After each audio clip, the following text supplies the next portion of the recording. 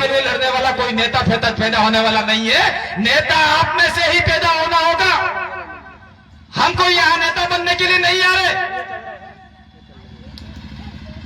वो जो नेता है उसको हम डाउन करने के लिए नहीं आ रहे। हम तो कहते हैं अगर आप जनता की आवाज उठाओगे, आदिवासियों की आवाज उठाओगे, तो आज ऐसे नेता हो, कल ऐसे हो जाओगे, कल ऊपर चढ़ जाओगे। और हमारे वोट लेकर अगर आपने हमारा काम नहीं किया तो बड़े बड़े नेता जमीन में धंसते हुए नजर आए हमको, और आपको भी धंसा देंगे। ये मैं के जा रहा हूं, इसलिए आप सारा कांदी भाई कह रही हमने क्या मानो, हम कह रहे हैं हमारी आवाज वहां होनी चाहिए। और इस इलाके में 5वीं अनुसूची का मामला है, जैसे बबीता ने बताया, तो वन विभाग का तो मामला ही पैदा नहीं होता। ये जो आपका इलाका है, उस इलाके में 1 इंच जमीन केंद्र सरकार की नहीं है, राज्य सरकार की नहीं है। 1 इंच जमीन नहीं है। आर्टिकल 244 वन के अधीन के तहत पैरा 2 और पैरा 5 के तहत 1 इंच भी जमीन गैर आदिवासी की नहीं है। सरकार भी एक व्यक्ति है, कोई आदमी नहीं है, और सरकार भी इस इलाके में गैर आदिवासी की श्रेणी में आती है। सरकार भी आपकी जमीन नहीं ले सकती। जब आपका पावर होगा तो, और आप ये सोच गए नहीं या तो सरकार की जमीन है, मतलब जेल में गाल दम जेल में कूटेगा, ऐसा समझ गए तो आपकी जमीन है वो भी जाएगी। आप देख लीजिए देश भर के अंदर अभी नरेंद्र भाई मोदी जो आपका देश का प्रधानमंत्री है, उसने कहा भाइयों बहनों मैं आपके खाते में 15-15 लाख दूंगा, घंटा ही नहीं दिया और केवड़िया की सारे लोगों की जमीन खा गए।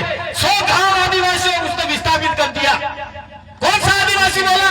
वो हमारे आदिवासी, हमारा खून नहीं था।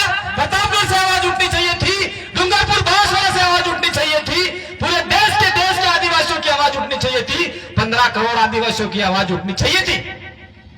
लेकिन प्रतापगढ़ वाला विचार करे मार हो पड़ी, मारदा आराम थे कि खाए पेन हो तो बोकड़ो न कुकड़ो न दारू मली की वोट में कोई पैसे अलग नहीं आलता है, छाट के खा गए और भूल गए।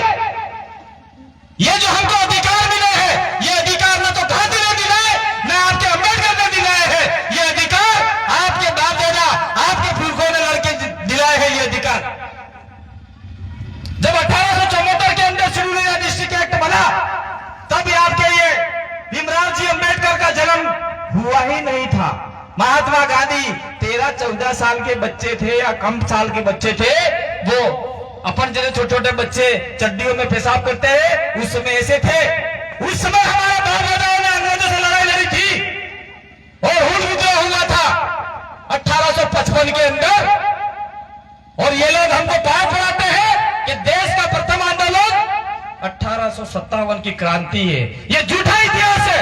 सस्ता इतिहास तो हमारा 1855 से पहले भी हमारे आदिवासी लोग अंग्रेजों से लड़ रहे थे, सामंतों से लड़ रहे थे, प्रतापगढ़ में भी लड़ रहे थे, डूंगरपुर में भी लड़ रहे थे, लेकिन हमारा इतिहास नहीं लिखा गया।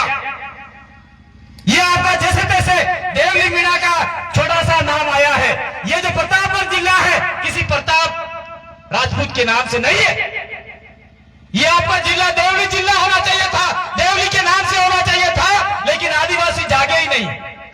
आज की तारीख में ये मांगीलाल भाई और जितने भी साथी है, प्रदेश विद्यार्थी मोर्चा, मुक्ति मोर्चा, युवा मोर्चा, हम लोग किसी पार्टी से संबंध नहीं रखते। पार्टी जाए चूल्हे में बाढ़ में हमारा कोई लेना देना नहीं है। चुनाव आएंगे देखेंगे किसको किसको क्या करना है। अभी हम लोग हमारे समाज के नाम से काम कर रहे हैं। अभी प्रतापगढ़ के अंदर इन साथियों ने नल चौराहे के नाम से नल चौराहा बनाया है, वहां पुंजा भील के नाम से बोर्ड गाड़ा, उन्होंने बोर्ड उखाड़ के फेंक दिया। नल चौराहे बनना रहना चाहिए। आज देख लीजिए प्रतापगढ़ में आप लोग जाओगे, विभिन्न महापुरुषों की मूर्तियां लगी हुई है। कोई पटेल है, कोई सरदार है, कोई क्या है, कोई क्या है। कल आप प्रतापगढ़ जाओगे, आपका बच्चा कंधों पे होगा, पैदल पैदल जा रहे हो, पूछेगा अरे बापा कहाँ की मूर्ति है? फिर पूछेगा तो महात्मा गांधी की मूर्ति है। वो पूछेगा बापा कहाँ की मूर्ति है? तो राणा प्रताप की मूर्ति है। तो ये कौन था? क्या अफड़ेवाला था? तो तुम्हें कहोगा ना बेटा अफड़ेवाला नेता। तो कौन था? तो राजपूत था ना, ब्राह्मण थे ना, बनी थी। तो तब बच्चा मेरे जैसा होगा, तब आपको कहेगा तुमने क्या किया? तुम्हारा बाप का है, मेरा बाप का है, उसकी मूर्ति का है। उस समय आपके पास क्या जवाब होगा? इसलिए आज के बाद में जितने भी चौराहे आपको नजर आते हैं, जितने भी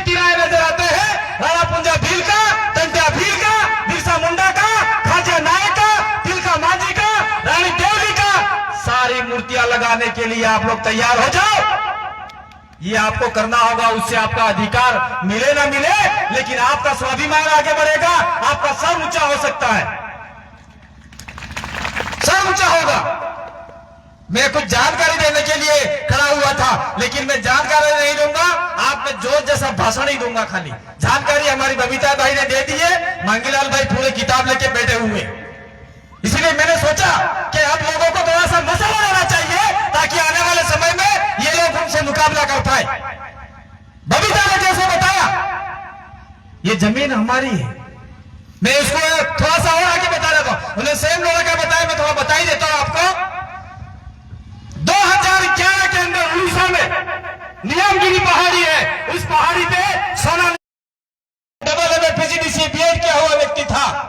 मैंने नौकरी को लात मारने का काम किया। बबरजान लाल जी पहले से नौकरी कर रहे थे, आज भी नौकरी में है।